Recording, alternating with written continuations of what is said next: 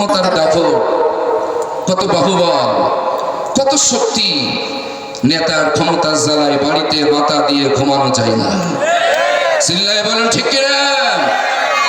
তোমাকে একদিন সাদা কাপড় দিয়ে চকলেটের মতন জড়ায়ে খাটিয়ার উপরে তোমাকে রাখা হবে, সেদিন আর তোমার কোনো ক্ষমতা থাকবে না।